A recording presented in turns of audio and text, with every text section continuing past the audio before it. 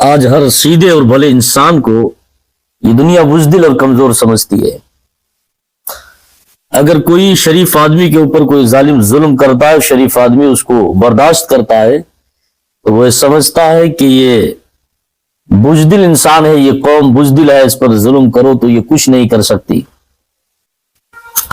لیکن ایسا نہیں ہے۔ وہ گالی بھی مجھے دے تو میں ضبط کرتا ہوں۔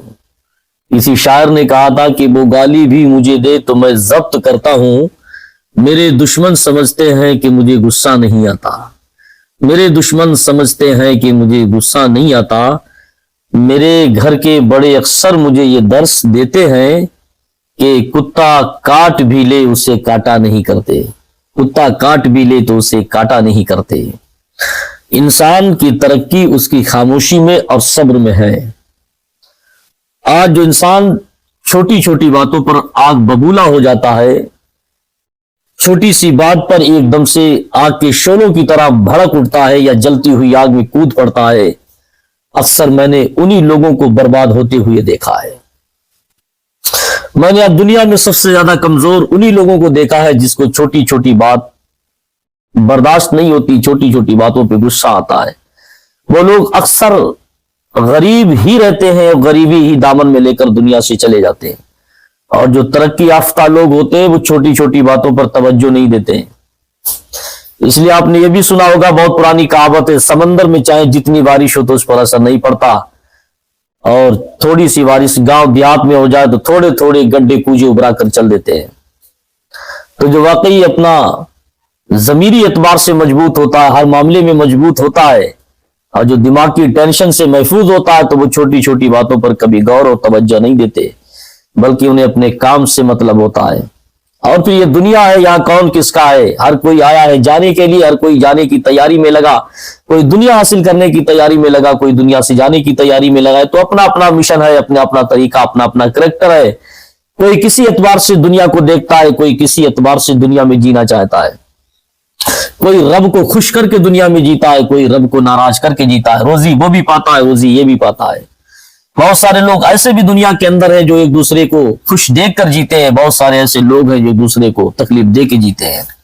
یہ دنیا ہے، اور دنیا میں اپنا اپنا الگ ڈھنگ ہے جینے کا، اور جانا سب کو ہے، جانے کا سب کا ایک ہی راستہ، ایک ہی جگہ ہے، مگر دنیا میں رہنے کا الگ الگ طریقہ، اپنے اپنے مکان ہے۔ اور پھر دنیا میں کون کس کا ہوتا ہے؟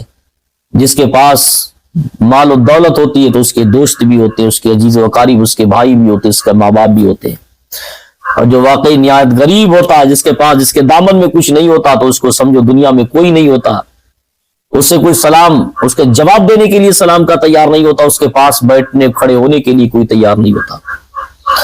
آج یہ دور ایسا ہے کہ میں نے بہت جگہ پر پیسے کی تو بات بہت دور کی، امیری غریبی تو بہت دور کی بات، آج مسلمانوں نے اپنے ہی گھر میں برادریوں کو بانٹ کے رکھا ہے۔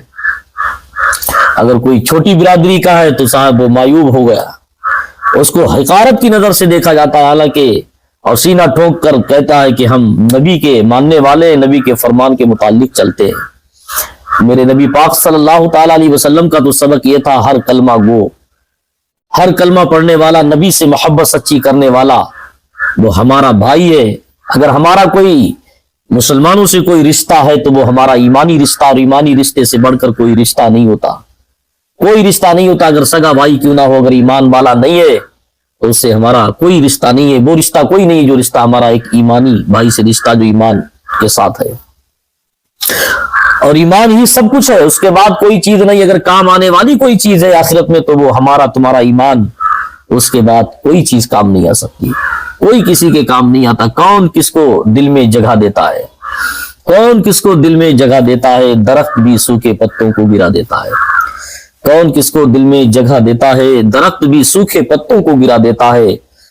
واقف ہیں ہم اس دنیا کے رواجوں سے، جب دل بھر جاتا ہے تو ہر کوئی بھلا دیتا ہے۔